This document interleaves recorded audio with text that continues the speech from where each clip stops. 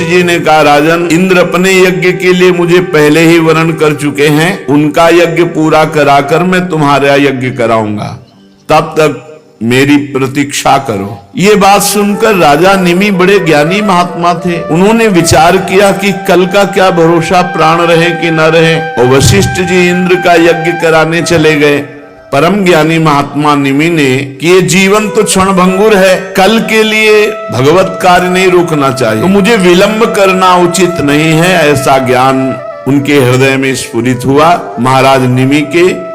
और उन्होंने दूसरे विद्वान महापुरुषों से कहा, जब तक हमारे गुरुदेव वशिष्ठ जी नहीं आते तब तक आप आचार्य रूप में कार्य करें, और जहां वो आ जाएंगे तो पूरा कार्य वो संभालेंगे। गुरु जी जो वशिष्ठ जी थे इंद्र का यज्ञ संपन्न कराने के लिए गए, और उनके शिष्यों से निमि ने यज्ञ प्रारंभ करा दिया। गुरु वशिष्ठ जी इंद्र का यज्ञ संपन्न करके जब लौटे तो देखा हमारे शिष्यों को आचार्य बनाकर यज्ञ, तो उनका तुम बड़े ज्ञानी बनते हो, हमारा इंतजार नहीं कर सके, मैं शाप देता हूं, तुम्हें अपनी विचारशीलता और ज्ञान और पांडित्य का घमंड है, इसलिए अभी तुम्हारा शरीर पात हो जाए, शरीर छूट जाए। निमि ने कहा, गुरुदेव आपने शाप दिया, क्या ये धर्म के अनुकूल है? मेरा अपराध क्या? आपने व्यर्थ में शाप दिया, इसलिए लोभवश धर्म का आदर ना करके और गुरु होकर के व्यर्थ में शाप दे दिया, इसलिए आपका भी शरीर पात हो जाए, आपका भी शरीर छूट जाए।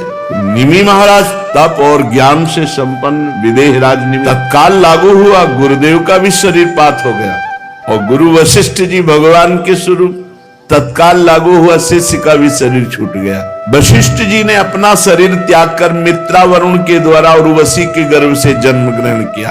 राजा निमि के यज्ञ में आए हुए श्रेष्ठ मुनियों ने राजा के शरीर को औषधियों के द्वारा सुरक्षित रख दिया। जब सत्रयाग की समाप्ति हुई तो देवता लोग आए, तब उन लोगों ने प्रार्थना की कि बिना अपराध के वशिष्ठ जी ने शाप दे दिया, इनका शरीर पूरा हो गया तो जीवित होना चाहिए महाराज निमि को। उस समय देवताओं ने महाराज निमि की आत्मा से बात की, तो उन्होंने कहा, नहीं, मुझे अब देह बंधन स्वीकार नहीं, गुरुजी ने मुझे देह मुक्त कर दिया तो अब देह नहीं धारण करूंगा। विचारशील शरीर से प्यार नहीं करते, भगवान में प्यार करते, आत्मस्वरूप भगवान में। आगे चलकर शरीर छूटना ही था, गुरुजी ने शाप दे दिया, जल्दी छूट गया, बड़ी कृपा हुई, अब मैं कभी शरीर धारण नहीं करूंगा, इस शरीर को कभी नहीं धारण करूंगा। जैसे जल में मछली के लिए सर्वत्र ही मृत्यु का अवसर है, ऐसे शरीरधारी को दुख ही दुख, समस्या ही समस्या, इसलिए मैं शरीर धारण नहीं करूंगा। देवताओं ने कहा, तो आप कहां निवास करेंगे? तो कहा, हर प्राणी के नेत्र में, वहां मैं विराजमान होकर भगवान का चिंतन करता रहूंगा, और मैं विराजमान हूं इसका परिचय है अपने आप पलक झपकना, ये इसे निमिष कहते हैं। महाराज निमि यहां वास करने लगे। पलक उठने और गिरने के अस्तित्व से मेरा पता चलेगा कि मैं विराजमान हूं। सबके नेत्रों में ज्ञान श्रोमणी विदेहराज निमि विराजमान है। इसके बाद उन महर्षियों ने सोचा कि बिना राजा के तो अराजकता फैल जाएगी, तो निमि के शरीर का मंत्रों के द्वारा मंथन किया तो एक कुमार उत्पन्न हुआ मुर्दे से। जैसे वेन के शरीर से भगवान पृथु का प्रादुर्भाव हुआ, ऐसे महाराज निमि के शरीर का जब मंत्रों के द्वारा मंथन हुआ तो जो पुत्र पैदा हुआ वो महाराज जनक थे। जनक जी निमि के मृत शरीर से, जिन्हें वैदेह विदेह कहा गया। वैदेह जनक और मिथिल, क्योंकि मंथन से हुए, उन्हीं के द्वारा बसाई हुई मिथिलापुरी है। जनक जी बड़े महान हुए, उन्हीं से भगवत लीला का प्रकाश करने वाली वैदेही जानकी जी प्रकट हुई, उन्हीं के भाव से, उन्हीं के तप से, उन्हीं के भजन से। जब यज्ञ के लिए हल जोत रहे थे तो शीर, हल के अग्रभाग से एक घड़े में चोट लगी और उससे सीता जी का प्रादुर्भाव हुआ। इसी से जनक जी का नाम शीरध्वज हुआ। शीरध्वज के कुशध्वज, कुशध्वज के धर्मध्वज, धर्मध्वज के कृतध्वज और मितध्वज, कृतध्वज के केशिध्वज और मितध्वज के खांडिक हुए। परीक्षित ये जितने महापुरुष हुए सब ब्रह्मबोध संपन्न ज्ञानी महात्मा, सब आत्मविद्या में बड़े प्रवीण आत्मज्ञानी। मिथिलापुरी में निवास करने वाले, मैथिल कहलाने वाले इन नरपतियों का आपको परिचय दिया।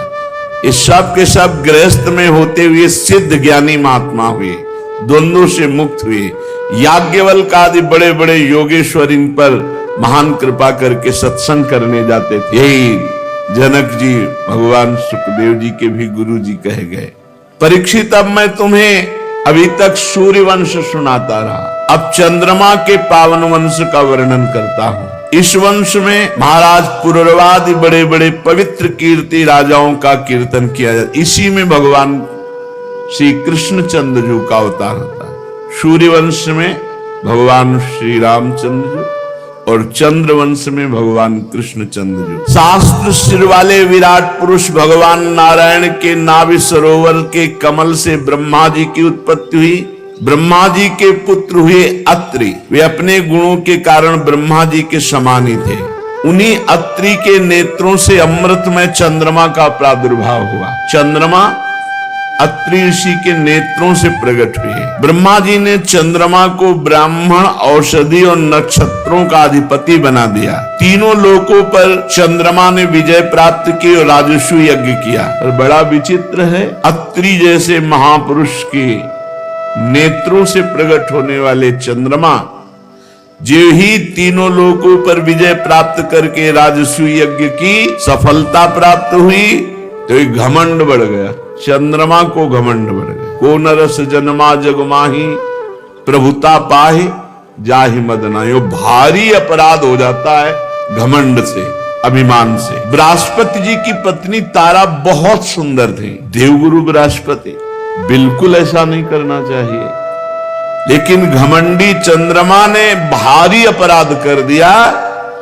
देवगुरु बृहस्पति की पत्नी को लुभायमान करके और जो नहीं सोचा जा सकता वो कर दिया। बृहस्पति जी ने बहुत समझाया कि ये भारी महापाप है, अधर्म है, पर जब घमंड अभिमान हो जाता है तो उन्होंने गुरु की बात नहीं सुनी। किसी भी तरह से, किसी के भी समझाने से ना तारा चंद्रमा को छोड़ सके, न चंद्रमा तारा को। बड़ी विचित्र बात है, बृहस्पति जी जैसे ज्ञानी की पत्नी होकर के चंद्रमा से आसक्त हो गई।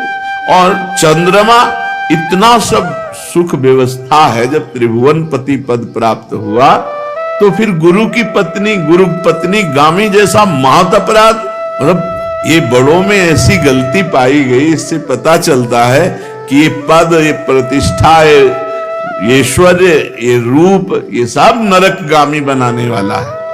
चंद्रमा देवताओं में श्रेष्ठ है, परम पवित्र। शुक्राचार्य जी ने अवसर देखा और बृहस्पति जी से आंतरिक द्वेष था ही तो चंद्रमा का पक्ष ले लिया। जब शुक्राचार्य जी ने चंद्रमा का पक्ष लिया तो सारे असुरगण चंद्रमा के पक्ष में। और महादेव जी भी बहुत प्यार करते थे चंद्रमा से। विद्या गुरु अंगिरा जी के पुत्र बृहस्पति जी का विरोध करने वाले सब चंद्रमा के साथ। महादेव जी ने कहा, चंद्रमा तुम बहुत गलत किए, बहुत गलत है, वापस कर दो तारा को, नहीं तो हम बृहस्पति जी का पक्ष लेके जब खड़े होंगे। चंद्रमा को प्यार करते, द्वितीया का चंद्रमा भगवान श्री मस्तक पर मुकुट में धारण करते। देवराज इंद्र समस्त देवताओं के साथ, गुरु बृहस्पति के साथ अब तारा को निमित्त बनाकर भारी महासंग्राम की स्थिति आ गई। तारा जी को समझ में नहीं आया, हमारे प्रीतम इसके गुरु हैं, हम गुरु माता हैं, और उसकी समझ में नहीं आया अहंकार, क्योंकि चंद्रमा बहुत रूपवान। ऐसे ही तारा जी बहुत रूपवान, बृहस्पति जी की पत्नी इतनी बड़ी जगह से फिसल गए। बृहस्पति जी की पत्नी तारा जी, अच्छा भगवान चंद्रमा, भगवान ही कहे जाते, सूर्य चंद्र भगवान। बिना भगवान का भजन किए बुद्धि किसी की शुद्ध नहीं रह सकती। अंगिरा जी ब्रह्मा जी के पास गए कि महाराज घोर महासंग्राम शुरू हो जाएगा। ब्रह्मा जी आए और चंद्रमा को बहुत डांटा फटकारा, कहा छोड़ तारा को दो। बृहस्पति जी के हाथ में तारा को, जब बृहस्पति जी के हाथ में तारा जी को दे दिया तो उन्होंने देखा ये तो गर्भवती है, मेरे क्षेत्र में दूसरे का गर्भ, तू अभी त्याग, तुरंत त्याग, क्योंकि तारा देवी है। डर मत, मैं तुझे भस्म नहीं करूंगा, लेकिन गर्भ त्याग भी। इतनी सुंदर थी कि बृहस्पति जी इतने पर भी तारा से कहा कि तुम गर्भ भर त्याग दो। हम स्वीकार किए, और तुम मेरी पत्नी देवी हो, इसलिए कोई दोष तुम्हारा स्पर्श नहीं कर सकता, तुम निर्दोष हो। अपने पति की बात सुनकर तारा जी ने अत्यंत लज्जित होकर गर्भ का त्याग किया। देवी है, सोने जैसा चमकता हुआ बालक। अब जब बालक प्रकट हुआ तो बृहस्पति जी लुभायमान हो गए, और चंद्रमा, ये मेरा पुत्र है, तुम्हारा अधिकार नहीं।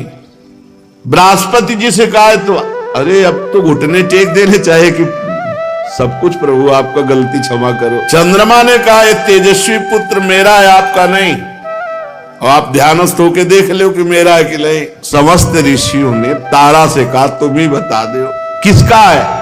तब लज्जावश वो कैसे बोले कि चंद्रमा का है। तब वो तेजस्वी बालक जो प्रकट हुआ था उसने कहा झूठी लज्जा करने वाली, तू अपने कुकर्म को क्यों नहीं बोल रही है। उस बालक ने डांटा तारा को। ब्रह्मा जी ने कहा तारा से कि हमको बता दो, क्योंकि मां ही जानती असली पुत्र का धाता कौन है। तब तारा ने धीरे से कहा यह चंद्रमा का पुत्र है। न्याय हो गया। बृहस्पति जी ललचा गए थे। चंद्रमा ने उस बालक को ले लिया ब्रह्मा जी के। बड़ी अदालत है ब्रह्मा जी। ब्रह्मा जी ने उस बालक का नाम रखा बुध, क्योंकि बड़ी धीर गंभीर बुद्धि। अब चंद्रमा को बहुत आनंद हुआ बुद्ध को प्राप्त करके। बुद्ध के द्वारा इला के गर्भ से पुरुरवा का जन्म हुआ। एक दिन इंद्र की सभा में देवर्षि नारद जी पुरुरवा के रूपशील गुण उदार संपत्ति वैभव का वर्णन किए तो उर्वशी के हृदय में भाव आ गया, और देवांगना सर्वश्रेष्ठ अप्सरा महाराज पुरुरवा को पति रूप में वर्ण करने के लिए भूतल पर आ गए। पुरुष शिरोमणि पुरुरवा मूर्तिमान कामदेव जैसे सुंदर थे। सुंदरी उर्वशी ने धैर्य धारण करके पुरुरवा को पति रूप में वर्ण किया। पहले जब उर्वशी पुरुरवा के पास गई तो पुरुरवा ने कहा सुंदरी तुम तो परम वंदनीय हो, देवलोक की विभूति हो, भगवान नारायण से की जंघा से प्रकट हुई उर्वशी जी हैं। ये दास तुम्हारे स्वागत के लिए क्या सेवा करे। उर्वशी ने कहा राजन तुम्हारा सौंदर्य और महिमा सुनकर के मैं स्वर्गलोक से आई हूं। कौन ऐसी कामनी है जो आप जैसे दिव्य पुरुष पर दृष्टि और मन न्यौछावर न कर दे। मैं आपके समीप आपकी पत्नी बनने के लिए आई हूं। राजन हम अप्सरा हैं। जब हम किसी का रूप सौंदर्य गुण देखती हैं वो प्रशंसनीय होता है तो हमारा मन आकृष्ट हो जाता है, अन्यथा बिना तप के कोई हमें देख भी नहीं सकता। स्पर्श और आगे की बात, आप तपस्वी हैं, तप के धनी हैं, मैं आपको पति रूप में स्वीकार करती हूं। परंतु महाराज मेरी एक शर्त है, ये 2 भेड़ के बच्चे सौंपती हूं, इनकी रक्षा होनी चाहिए। जिस दिन इनका अपहरण हो जाएगा उस दिन आप हमें पकड़ नहीं पाओगे, अंतर ध्यान हो जाऊंगी। और मैं देवी हूं इसलिए कभी अन्न नहीं खाती, केवल घी शुद्ध गाय का, क्योंकि भविष्यान। और एक सहवास के सिवा मैं कभी आपको वस्त्रहीन नहीं देखूंगी। 3 बातें, सदैव घी खाऊंगी और आपको सहवास के सिवा वस्त्रहीन नहीं देखूंगी, और मेरे 2 भेड़ के बच्चे रक्षा करना। पुरुरवा ने हर शर्त स्वीकार कर ली। फिर उर्वशी से कहा कि तुम मनुष्य के लायक तो नहीं हो, क्योंकि तुम देवी हो, तुम्हारा सौंदर्य अद्भुत है, पर तुमने कृपा करके मुझे स्वीकार किया है, इसलिए मैं तुम्हारी सेवा में दास की तरह रहूंगा। जब जो आज्ञा होगी वैसा पालन करूं। सम्राट पुरुरवा। अब तो उर्वशी काम शास्त्र की पद्धति से पुरुरवा के साथ पति पत्नी का संबंध, वो अंतर ध्यान पद्धति से देवताओं की विहार स्थली चैत्र नंदनवन स्वच्छंद विहार। देवी उर्वशी के शरीर से हर समय कमल के केसर की सुगंध निकलती रहती थी। राजा पुरुरवा को कितने वर्ष व्यतीत हो गए पता ही नहीं चला। जब इंद्र ने देखा कि तप क्षीण हुआ तो इशारा किया उर्वशी को, गंधर्वों को उर्वशी ने इशारा किया। गंधर्व 2 भेड़ के बच्चे थे, उनको उठा लिए, और उस समय महाराज पुरुरवा उर्वशी के समीप थे। आधी रात का समय था। उर्वशी ने कहा महाराज देखो हमारे बच्चों को लिए जा रहा है। 2 भेड़ के बच्चों को कोई, अरे तू कायर की तरह मेरे पास पड़ा है और मेरी जान बसती इन बच्चों में। अपने को बड़ा वीर मानने वाला तू मेरे बच्चों को नहीं बचा सका और लुटेरे ले गए। ये स्त्रियों के सामने वीरों की सी बात करने वाले बहुत पाए जाते हैं, लेकिन वीरता दिखाने वाले कम होते हैं। जैसे किसी हाथी को अंकुश से बेच दिया हो। अब महाराज को ध्यान नहीं रहा, सहवास के सिवा वस्त्रहीन नहीं, और वो एकदम तलवार लेकर रक्षा के लिए बड़े वस्त्रहीन अवस्था, उर्वशी अंतर ध्यान। अब जो पागलपन महाराज का चढ़ा, वैसे ही वस्त्रहीन, वस्त्र नहीं धारण किए, जो देखा उर्वशी अंतर ध्यान। अब उनको ध्यान आया कि मेरी गलती हो गई। अब हा उर्वशी विह्वल उन्मत्त पागल की तरह, कभी सरस्वती नदी के तट पर, कभी कहीं विकल, बस एक लगन थी एक बार पुनः देख लूं। उर्वशी जी तो देवी हैं। उर्वशी जी ने दया की, ये सरस्वती नदी के तट पर पागलों की तरह हा उर्वशी हा 5 अपनी सखियों के साथ प्रकट हुई। जो ही उर्वशी जी को देखा तो जैसे प्राण आ गए हो। कहा निष्ठुरे, एक बार तो एक क्षण मेरे से बात कर लेने, मेरे प्राण व्याकुल। तो कहा जाओ महाराज, मैं किसी की नहीं हूं मैं किसी की नहीं हूं। जब तप बढ़ता है तो उस तप को क्षीण करने के लिए मुझे भेजा जाता है। मेरा कोई पति नहीं, मेरा कोई मित्र नहीं, कोई मेरा कुछ अपना नहीं लगता है। महाराज के देवी, ये शरीर, ये चक्रवर्ती सम्राट तुम्हारा दास है, ऐसा मत कहो, नहीं अभी ये मर जाएगा और देखते देखते इसे भेड़िए और गीद खा जाएंगे। स्त्रियों हा करुणा क्रूरा दुर्मर्षा प्रिय सहसा। सुनो महाराज, हम वो स्त्री हैं जो बड़ी निर्दयी है, केवल प्यार का नाटक करती है। कितनों को, तपस्वियों को, कितनों को जो तप के धनी थे, उनसे मिली, किसी की हुई क्या? क्रूरता मेरे स्वभाव में है। अगर मैं चिढ़ जाऊं तो अपने सुख के लिए बहुत से बड़ा साहस का काम कर सकती हूं। जो मैं स्वार्थ के वशीभूत होकर प्यार की बातें करती हूं, वही मैं उसकी हत्या भी कर सकती हूं। मुझ स्त्रियों के हृदय का सौहार्द तो केवल लुभावने मात्र का होता है। हे तुम्हारे जैसे भोले लोग झूठ मूठ हमारी मीठी मीठी बातों में फंसकर अपना दिल दे बैठते हैं, और हम तप क्षीण होने पर तुरंत उसको लात मार के त्याग दिया और नए पुरुष को स्वीकार किया।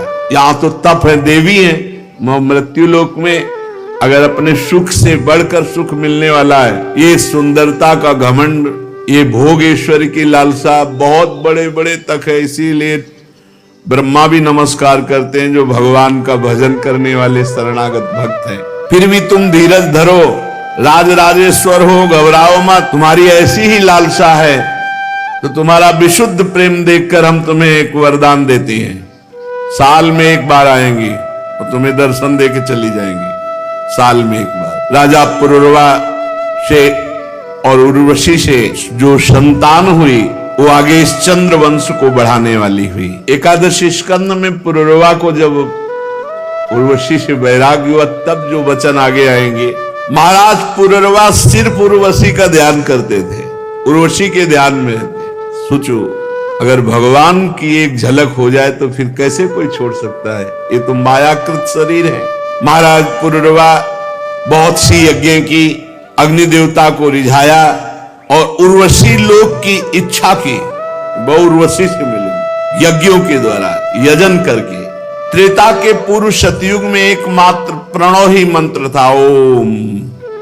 इसी में वेद समाहित थे, सारे वेद इसी के अंतर्भूत थे। देवता एकमात्र भगवान नारायण, अग्नि भी 3 नहीं केवल एक ही, और वर्ण भी केवल एक हंस। त्रेता के प्रारंभ में पुरुरवा से ही वेदत्रयी और अग्नत्रयी का आविर्भाव हुआ। राजा पुरुरवा ने अग्नि को संतान रूप में स्वीकार करके उर्वशी लोक की प्राप्ति की। तपस्या साधना पूरे जीवन केवल उर्वशी के लिए। 6 पुत्र उर्वशी से प्रकट हुए महाराज पुरुरवा से।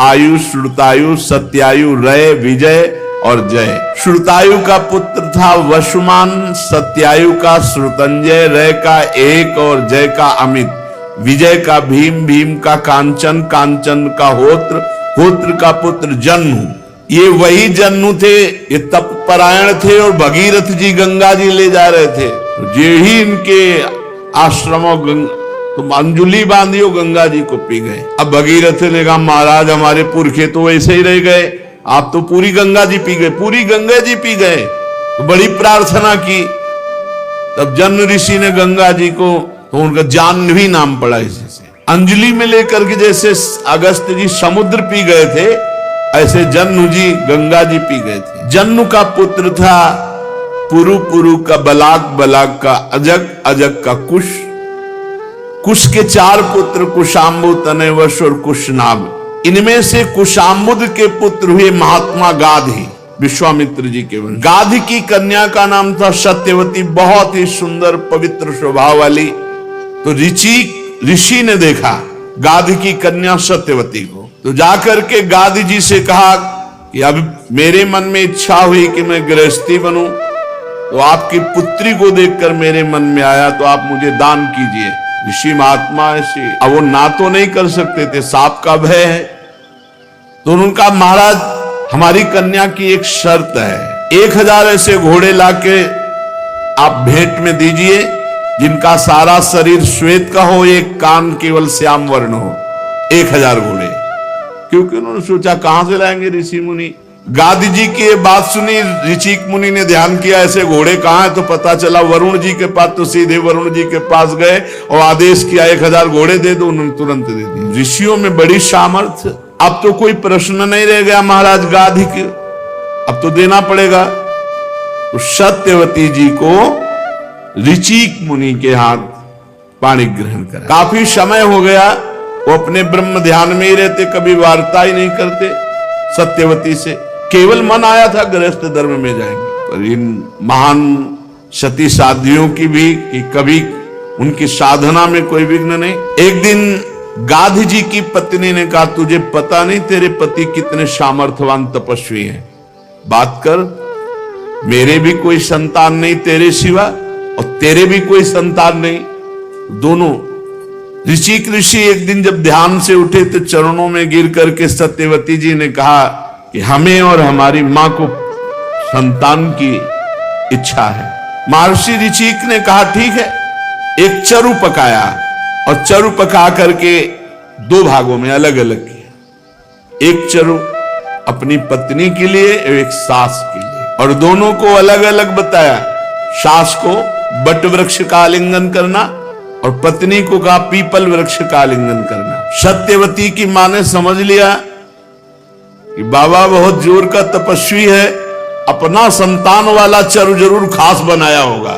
तो बेटी से कहा कि तुम हमारा चरु ले लो, हम तुम्हारा चरु लेते हैं। वो मोहवश ऐसा नहीं करना चाहिए था, पति का आज्ञा पालन करना चाहिए था, पर वो मोहवश ऐसा। जब खा पी के आलिंगन हो गया तो गर्भ ऋषि मुनि ने कहा जैसा हमने कहा था वैसा ही किया। तो उन्होंने, सत्यवती जी ने हाथ जोड़कर कहा नहीं, त्रुटि हो गई, झूठ नहीं बोली। मां ने कहा कि आपने जो हमारे लिए चरु पकाया वो हमें दे दो, तो हमने मोहवशात दे, उन्होंने अनर्थ कर डाला। जानती हो तुम्हारा जो पुत्र होगा वो घोर लोगों को दंड देने में समर्थ और घोर स्वभाव का क्रोधी होगा, और तुम्हारा जो भाई होगा एक ब्रह्मवेत्ता ब्रह्म ऋषि होगा। तुम्हारी मां क्षत्रिय कुल से है गाधी, और हम ब्रह्म ऋषि हैं, हमने अपनी संतान ब्रह्म ऋषि वो वहां होगी, और तुम्हारे घोर क्षत्रिय स्वभाव का दंड देने वाला नाक में गुस्सा। सत्यवती जी ने समझा था हमारे पति सर्व सामर्थ्यशाली है, तो ठीक समझती, चरण पकड़ लिए। एक ब्रह्म ऋषि की पत्नी के गर्भ से घोर क्षत्रिय स्वभाव वाला प्रकट होना निंदनीय है। भगवान भूल हो गई, आप कृपा करो। तब उन्होंने कहा चलो, पुत्र तो सौम्य ब्रह्म ऋषि होगा, लेकिन तुम्हारा पौत्र जो होगा वो घोर स्वभाव का होगा। सत्यवती के गर्भ से जो ब्रह्म ऋषि प्रकट हुए वो जमदग्नि जी नाम हुआ, और जो पौत्र रूप में प्रकट हुए भगवान परशुराम प्रकट हुए। सत्यवती जी जमदग्नि जी को प्रकट करके अब तपमय शरीर, इतना पति का प्रभाव कि उनका शरीर नदी रूप हो गया, कौशिकी नदी बन गया। रेणु ऋषि की कन्या रेणुका से जमदग्नि जी का पाणी ग्रहण संस्कार हुआ और रेणुका के गर्भ से जमदग्नि जी के वसुमान आदि कई पुत्र हुए और सबसे छोटे पुत्र भगवान परशुराम जी। और उधर गाधितने भगवान विश्वामित्र जी, जो चरु सासु ने पाया था उससे विश्वामित्र जी प्रकट हुए, महान ब्रह्म ऋषि, महान तपस्या से युक्त। परीक्षित कहते हैं कि है वंश का अंत करने के लिए स्वयं भगवान ने परशुराम के रूप में अवतार ग्रहण किया। 21 बार क्षत्रियों का विनाश किया पूरे विश्व के।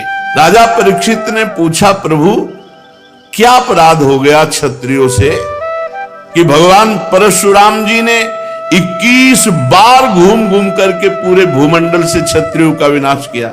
श्री सुखदेव जी महाराज कहा कि परीक्षित, ये उन दिनों की बात है जिस समय है वंश का अधिपति शास्त्राबाहु अर्जुन, वो एक महान बलवान श्रेष्ठ राजा था और खास बात उसने दत्तात्रेय जी को प्रसन्न कर लिया था, अवधूत शिरोमणि दत्तात्रेय जी, और उनसे 1000 भुजाएं, कभी शत्रु से युद्ध में पराजित ना होना, कभी कोई ऐश्वर्य की कमी ना होना, जो इच्छा करे वो प्राप्त हो जाना, ये सब वरदान प्राप्त किए थे भगवान दत्तात्रेय जी से। अब अबाध बल, अतुल संपत्ति, तेजस्विता, वीर, कीर्ति, शारीरिक बल, सब कुछ दत्तात्रेय जी से प्राप्त हो गया था। एक तरह से महायोगेश्वर खुद बन गया था दत्तात्रेय जी की कृपा से। शास्त्राबाहु अर्जुन वो ऐसी सिद्धियां जान गया था कि सूक्ष्म से सूक्ष्म, स्थूल से स्थूल वो शरीर धारण कर लेता। बड़ी सिद्धियां उसकी, वो वायु की तरह कहीं भी पहुंच जाता। ऐसी सिद्धियां दत्तात्रेय जी से प्राप्त की। एक बार एक गले में वैजंती माला डालकर बहुत सी सुंदर स्त्रियों के साथ नर्मदा जी में जल विहार कर रहे थे और उधर रावण नर्मदा के किनारे दिग्विजय करते हुए अपने तंबू लगाए हुए था। 500 भुजाएं इधर, 500 भुजाएं इधर, पूरी नर्मदा के जल को रोक दिया शास्त्राबाहु अर्जुन ने। रावण का शिविर डूबने लगा उधर। तो रावण ने पूछा, बिना वर्षा के कैसे बाढ़ आ गई उल्टा? बोले, महाराज एक वीर है जो स्त्रियों के साथ जल में खेल रहा, खेलते खेलते नर्मदा को उल्टा प्रवाहित कर। तो उनका हमसे बड़ा वीर कौन है? रावण बड़े घमंड में गया, अपने को बड़ा वीर मानता था और जाके शास्त्राबाहु अर्जुन से अब वीरता की बातें करने लगा। तो उन स्त्रियों को प्रसन्न करने के लिए खिलवाड़ में तो ऐसे रावण को पकड़ लिया शास्त्राबाहु अर्जुन ने, बंदर के समान एक पिंजड़े में बंद करके, और अपनी राजधानी माहिष्मती ले जा करके जहां घोड़े थे वहां पिंजड़ा रख दिया। पिंजड़े में 10 खोपड़ी वाले रावण को 20 भुजा, 1000 भुजा वाला शास्त्राबाहु अर्जुन और सब सिद्धियां प्राप्त किए।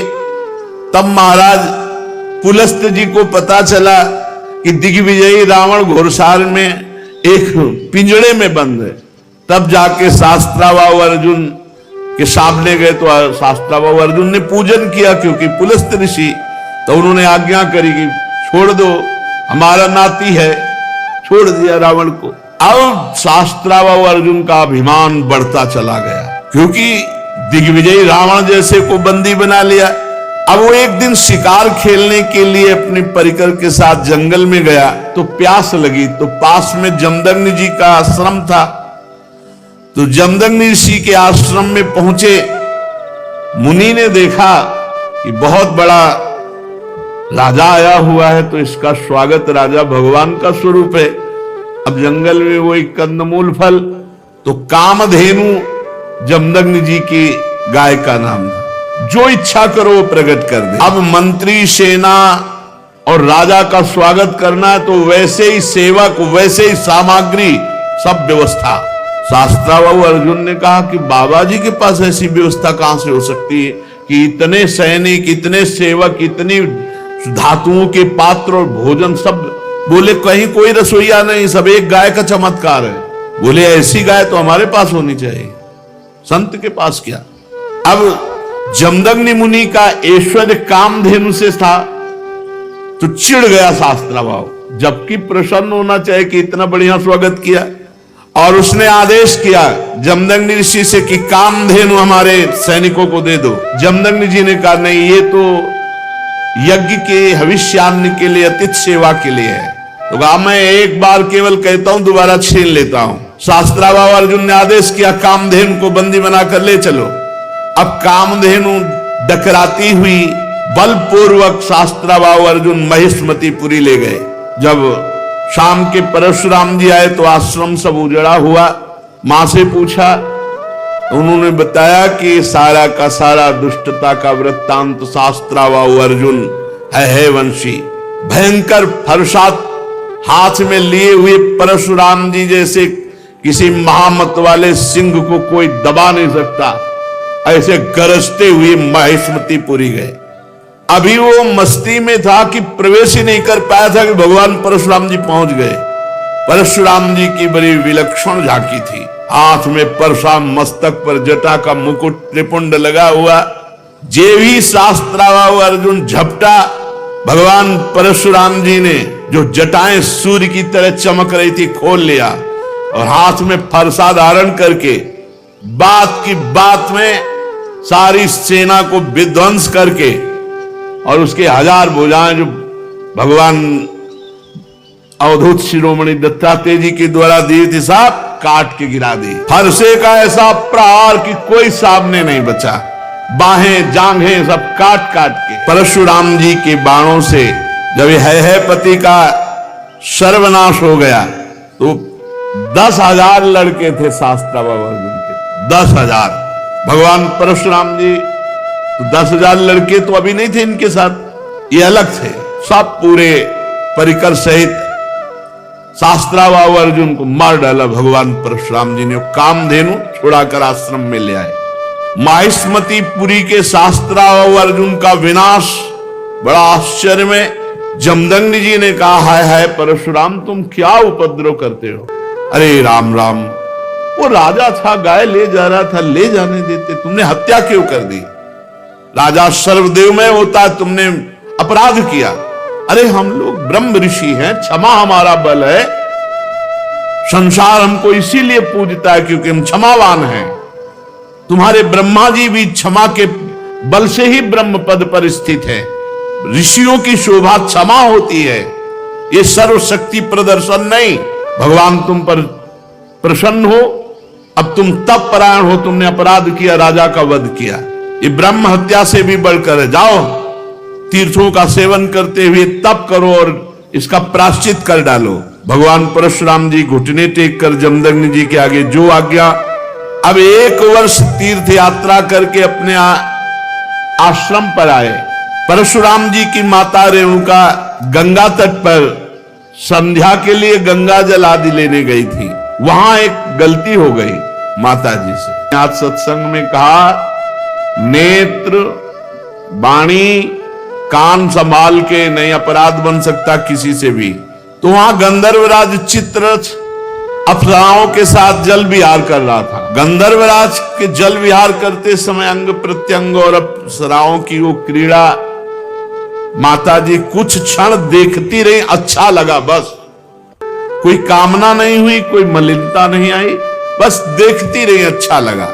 और भूल गई कि संध्या का समय पतिदेव तर्पण आदि के लिए इसमें लिखा हुआ है कि उनका मन गंधर्वराजम क्रीडंतम मत्सरोभिर पश्यत, अच्छा लगा। विलोकयंती क्रीडंत मुदकार्थम नदीम गताहा, उनका मन खिंच गया चित्ररथ की इस अप्सराओं से केल। कहा जमदग्नि जी का एकांतिक भजन में स्वभाव, और माताजी ने जब चित्ररथ गंधर्व की केली देखी अप्सराओं से तो अच्छा लगा। बस ये संध्या का समय बीत गया। भगवान जमदग्नि जी इंतजार कर रहे हैं, ऐसा कैसे हो गया कि संध्या की अवहेलना हो गई और अभी तक रेणुका जल लेकर नहीं आई। अब जे भी होश आया जमदग्नि ऋषि को भयभीत हो गई कि अब तो भारी अपराध बन गया। वो महर्षि के सामने आई, गंगा जल का कलश रखा, हाथ जोड़कर खड़ी हो गई। जमदग्नि मुनि ने कहा मैं देख रहा था तुम्हारा मन चित्ररथ गंधर्व की केली देखने में खिंच गया, तुम अपराधी हो, पापिनी हो, तुम एक ब्रह्म ऋषि की पत्नी होकर ऐसा कैसे देखा? इसका दंड है मृत्यु। ऐसा कठोर शासन। अन्य पुत्रों से कहा मार डालो इसको, रेणुका को। किसी भी पुत्र की हिम्मत नहीं है। इतने में तीर्थ यात्रा करके भगवान परशुराम जी आए, प्रणाम किया। उनका बेटा मां और भाइयों को मार डालो। परशुराम जी ने कोई विचार नहीं किया, तत्काल मां और भाइयों के फरसे से गले उड़ा दिए। सत्यवती नंदन महर्षि जमदग्नि जी बहुत प्रसन्न हुए और कहा बेटा तुम्हारी जो इच्छा हो वरदान मांगो। परशुराम जी ने कहा मेरी मां मेरे भाई जीवित हो जाए, उनको ये पता भी न रहे कि मैंने वध किया है। तत्काल जीवित हो गए। भगवान परशुराम जी के ऐसा कहते हुए ऐसे उठ के बैठ गए जैसे सो के, पूरे सकुशल। परशुराम जी को पता था हमारे पिता जमदग्नि जी कितने महान पवित्र ऋषि और तपोबल संपन्न हैं। शास्त्रावाहु अर्जुन के वध का प्रायश्चित कर लिया था। परशुराम जी एकांत आश्रम के कोने में बैठकर ध्यानस्थ थे। बहुत दिनों के बाद शास्त्रावाहु अर्जुन के लड़कों के हृदय की जलन, वो आए और देखा महर्षि जमदग्नि अग्निशाला में ध्यानस्थ बैठे हैं। उनको बाहर की कोई शुद्ध नहीं, वो सब प्लान बना के आए थे। पूरे आश्रम को उजाड़ दिया और माता रेणुका बड़ी दीनता से प्रार्थना कर रही थी, एक भी बात ना मानी और जमदग्नि जी का सिर काट ले गए। जमदग्नि जी ध्यानस्थ थे, बड़े नीच कार्य किए आश्रम में। रेणुका जी चीख पड़ी बेटा परशुराम। ध्यानस्थ थे भगवान परशुराम जी। उनका मां का करुण क्रंदन, भागे फरसा लेकर। जब नजदीक आए तो देखा जमदग्नि जी का सर काट ले गए। परशुराम जी को अत्यंत क्रोध, माता से कहा कि बिलाप मत करो। वीर पुत्रों की मां बिलाप नहीं करती। आज मैं प्रण करता हूं कि विश्व में क्षत्रियों का संहार कर डालूंगा, एक भी क्षत्रिय विश्व में नहीं रहेगा। अभी पीछे जो आप चरित्र सुन रहे थे उनमें एक घाघरा के नीचे माई के बालक क्षत्रिय छुपा लिया गया था। जंग ताल जंग, वो क्या उनका नाम विस्मरण हो रहा, जंघा में के पास छुपा लिया था, वही केवल बचा था। उसी से क्षत्रिय वंश चला, पीछे चर्चा में भी आया था। भगवान परशुराम जी ने भगवान शंकर का स्मरण करके संकल्प लिया कि विश्व में क्षत्रिय नहीं रहने देंगे। परशुराम जी माहेश्मतीपुरी में गए और 10,000 पुत्रों के अलग अलग सर काट करके रख दिए और पूरे नगर का विनाश कर दिया। भारी पर्वत ऐसे सिर का मुंड ऐसे इकट्ठा कर दिए काट काट के, और कहते जाते ब्रह्मघाती तुम्हारा विनाश परशुराम करेगा। रक्त की नदी बहा दी, इतने काटे। जो राजा थे, क्षत्रिय थे, ब्राह्मण द्रोही क्षत्रियों का हृदय कांप उठा। भगवान वर्तमान में जो क्षत्रिय असुर स्वभाव वाले हो गए थे उनके विनाश के लिए ही प्रकट हुए थे। इसलिए अपने पिता जमदग्नि के वध का निमित्त बनाकर 21 बार, एक बार घूम के काट डाला, फिर 2 बार घूम के, 21 बार पूरे विश्व में घूम करके 5 तालाब समंत पंचक में रक्त के बना दिए काट काट के, और फिर अपने पिता का सर जो सुरक्षित रखा हुआ था माता के पास जोड़ा और पुनः जीवित कर दिया। पहले 21 बार क्षत्रियों का विनाश किया, फिर अपने पिता का सर ला के जोड़ा, और फिर बाद में सबके प्रायश्चित के लिए यज्ञ की और 7 दिशाएं जीत करके ब्रह्म ऋषियों को दान कर दी। इसके बाद यज्ञांत स्नान किया और समस्त पापों से मुक्त होकर मेघरहित सूर्य के समान तेजस्वी परशुराम जी, जमदग्नि जी को स्मृति रूप संकल्प में शरीर की प्राप्ति हुई। भगवान परशुराम जी से सम्मानित होकर उस 7 ऋषियों के मंडल में 7वें ऋषि होकर आज भी विराजमान है परीक्षित। कमल लोचन जमदग्नि नंदन भगवान श्री हरि परशुराम बन करके आए और क्षत्रियों का विनाश करके जगत का मंगल किया। आज भी भगवान परशुराम जी विराजमान है महेंद्राचल पर्वत पर बड़े शांत स्वरूप। सिद्ध गंधर्व चारण उनके चरित्रों का गान करते हैं। सर्वशक्तिमान विश्वात्मा भगवान श्री हरि जब राम रूप में अवतार लिए और जब धनुष भंग हुआ तो अजगौ का खंडन सुनकर परशुराम जी के हृदय में क्षोभ हुआ कि फिर कोई क्षत्रिय ऐसा पैदा हुआ, क्योंकि वो सब विनाश लीला करके शांत, कौन ऐसा पैदा हो गया जो हमारे गुरु का अजगौ खंडन कर दिया। अब ध्यान के द्वारा, वहां फोन से तो मतलब नहीं, ध्यान के द्वारा देखा, बोले विदेहराज जनक की नगरी मिथिला पहुंच गए। इनके चलने से ही पृथ्वी कांपती थी। देख ले कि परशुराम जी आ रहे, तो मतलब जितने भाग पाए नहीं, चरणों में लौट जाते थे अपने बाप बाबा का नाम लेते हुए। ऐसा सहजे चितवन मनोहरी साने, ऐसे देख लिए तो समझ गए हमारी आयु पूरी हो गई। कोई भी हो, ऐसा रुद्र रूप भगवान परशुराम का, पिता सहित नाम लेकर सब दंडवत प्रणाम। महाराज जनक भी सब सीता जी को लाके, विश्वामित्र जी राम लक्ष्मण को लाके दंडवत कराई। भगवान परशुराम ने कहा, जनक इस सभा में कौन ऐसा है जो हमारे गुरु भगवान शंकर के अजगौ का खंडन करने वाला है। सारी सभा उसको छोड़कर अलग हो जाए या वो सभा को छोड़कर अलग हो जाए, नहीं अभी सारी सभा मारी जाएगी। अब तो कोई उनके ये थोड़ी था कि केवल भाषणें दे रहे हो। उन्होंने 21 बार क्षत्रियों का, पूरी जनकपुरी में हाहाकार मच गया। जानकी जी को एकांत लेकर उनकी माता रोने लगी, सब बन गया था बिगड़ गया, नहीं तो बढ़िया बन गया, सब अजगौ खंडन हो गया। राम जी के साथ सिया जी का ब्याह, बाहर उलरे चलाए दे रहे थे परशुराम जी। लक्ष्मण जी ने कहा, महाराज महाराज थोड़ा शांति धारण करो। शांति, ऋषि का स्वरूप शांत, घोर वेश धारण किए हुए हो, कैसे बार बार, ये ऋषियों की मर्यादा। अरे ये किसका लड़का है, हमको समझा रहा है। परशुराम जी हमको समझा रहा है, हमारा गीत न विश्वामित्र जी का बता दो हम कौन है।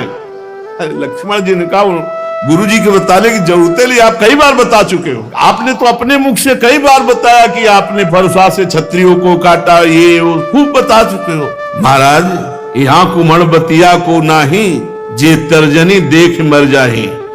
ये बार बार उलरो मत, गुस्सा मत दिखाओ। यहाँ कुम्हड़ा की बतिया नहीं कि तुम्हारी तर्जनी उंगली देखने से हम, महाराज हम रघुवंशी हैं। जहां परशुराम जी का क्रोध बढ़ता वहां राम जी आगे आ जाते, हाथ जोड़कर विनय करने लगते। तब उन्होंने कहा, पहला फरसा तुम्हारे चलेगा। राम जी से कहा कि पहला, क्योंकि जब हमको क्रोध आता है, ये छोटा राजकुमार क्रोध दिलाता है, इसको तो समझाते नहीं और हमसे विनय करते हो, और हमें लगता है कि तुम्ही ने अजगौ खंडन किया है। राम जी ने कहा, हाँ आपका कोई दास, निज दास, वही ऐसा करने के साहस कर सकता है। अरे दास तो सेवा करता है, स्वामी के प्रति अपराध नहीं करता है। बहुत क्रोधित होकर के तब उन्होंने कहा परशुराम जी से, सावधान, अभय होए जो तुम्हें डराई। पहली बात तो जो आपसे डर जाता है वो अभय हो जाता है, क्योंकि आपका स्वरूप ऐसा है। और दूसरी बात हम आपको बता रहे हैं, हम रघुवंशी हैं। काल भी सामने ललकार दे तो कदम पीछे नहीं हटाते। भगवान श्री राम के गंभीर वचन जे ही कान में पड़े, वो आंख में आंख मिलाई तो थर्रा गए परशुराम जी, और कहा, एक हमारा संशय निवृत्त करो, इस धनुष पे प्रत्यंचा चढ़ा दो। बस मेरे हृदय में कुछ संशय हो गया। ऐसे ही जे ही लेने को हुए से धनुष आ गया, खिलवाड़ में चाप चढ़ा दी। तो उनका भगवान श्री हरि के सारंग धनुष पर चाप केवल श्री हरि चढ़ा सकते हैं। आप श्री हरि हैं, आप हमारे भगवान हैं, और भगवान के चरणों में झुके। और उस दिन जो चाप चढ़ा तो भगवान श्री राम ने कहा, आपकी आयु को नष्ट कर दे या आपके तप को नष्ट कर दे, क्योंकि बाण व्यर्थ नहीं जाएगा। तो उनका, प्रभु हम तो आपके आश्रित हैं, तप को नष्ट कर दीजिए जिसे हम पुनः कर सकते हैं, लेकिन आयु और अंतर्ध्यान शक्ति आदि को नाश मत कीजिए। भगवान ने परशुराम जी के तप को लक्ष्य बनाकर बेधा, और उस दिन से आज भी शांत स्वभाव से बिना किसी को मारे काटे भगवान महेंद्राचल पर्वत पर विराजमान है। बड़े बड़े सिद्ध गंधर्व भगवान के चरित्र का गान करते हैं। महाराज गाधी के पुत्र हुए प्रज्वलित अग्नि के समान तेजस्वी विश्वामित्र जी, ये होने थे जमदग्नि जी के जगह, लेकिन उल्टा हो गया था। तो विश्वामित्र जी ये जन्मे तो क्षत्रिय कुल में, लेकिन तपोबल और ब्रह्म तेज संपन्न होकर ब्रह्म ऋषि बने। विश्वामित्र जी के 100 पुत्र हुए, उनमें बिचले पुत्र का नाम था मधुच्छंदा, इसलिए सभी पुत्र मधुच्छंदा के नाम से विख्यात हुए। विश्वामित्र जी ने भृगुवंशी अजिगर्त के पुत्र अपने भांजे सुनासेप को, जिसका एक नाम देवरात था, पुत्र रूप में स्वीकार कर लिया और पुत्रों से कहा तुम लोग इसे अपना बड़ा भाई मानो। ये वही प्रसिद्ध भृगुवंशी सुनासेप था जिसे हरिश्चंद्र के यज्ञ में यज्ञ पशु के रूप में मोल लेकर लाया गया था। विश्वामित्र जी ने प्रजापति वरुण आदि देवताओं की स्तुति करके उसे पास बंधन से छुड़ा लिया। देवताओं के यज्ञ में यही सुनासेप देवताओं द्वारा विश्वामित्र जी को दिया गया, इसलिए देवरात, देवई ही राता, तो देवरात। गादी वंश में महान तपस्वी देवरात के नाम से विख्यात हुए। जिन विश्वामित्र जी के पुत्रों ने सुनासेप को बड़ा भाई मानने से इनकार कर दिया, तो विश्वामित्र जी ने क्रोधित होकर शाप दे दिया, जाओ तुम सब म्लेच्छ हो जाओ। तो वही उन्हीं से म्लेच्छों की उत्पत्ति हुई। 49 भाई अलग अलग म्लेच्छ हो गए। तब विश्वामित्र जी ने बिचले पुत्र मधुच्छंदसा से अपने से छोटे 50 भाइयों के लिए आज्ञा की कि इनको धर्म पूर्वक चलाओ, सुनासेप को बड़ा भाई स्वीकार करो। विश्वामित्र जी की आज्ञा का पुत्रों ने जो पालन किया, वो उनके कुल में बड़े प्रशंसनीय और धन्य हुए। सारे लेते हैं, इन्हीं राजाओं का वर्णन हो रहा है पूर्व में, शेष चर्चा आगे। श्री राधा वल्लभ लाल की।